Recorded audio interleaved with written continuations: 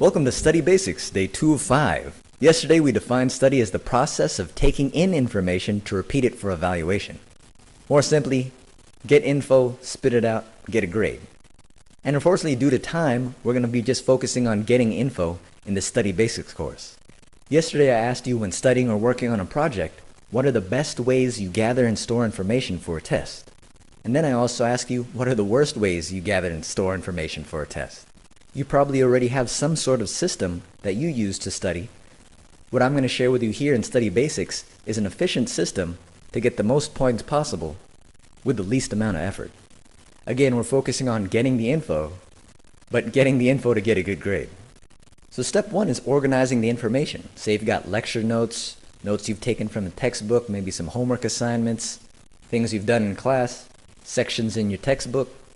What we're first going to do is organize it so that we can answer this question. Is this going to be on the test?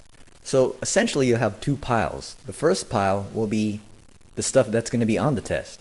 The second pile will be not on the test. It's amazing how much crap piles up in a binder. Go through all the information you have and then just separate them. This is going to be on the test. This isn't going to be on the test. Might take a little bit of time, but it'll make things a lot easier later on. So some tips in organizing the information. You want to organize it so it makes sense to you. You want to organize it so you can easily find it. And you want to organize it so you can remember it. Not only remember where it is, but also remember the information when it comes time to memorize.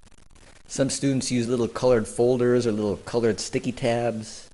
Some students use different color highlighters. Me, I start out with big messy piles and then slowly organize within those piles. A good way to think about it is like folders on your desktop or folders in your MP3 player. So here you have rock, and then you have the band name or R&B and certain artist. And then under that artist, you might have albums or just your favorite songs. You could take a look at the chapters in a test or the sections that are going to be covered on the test, same way. So when studying or working on a project, how do you best organize the information that's going to be on the test?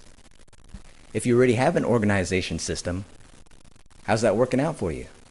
If you don't, how can you plan for one and make one for the next test you're doing? And then ask yourself, what are the worst ways to organize information for a test?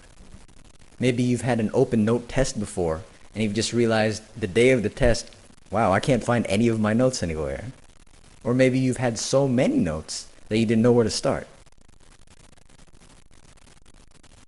Now you can compare and contrast the best way and the worst way to organize information for a test.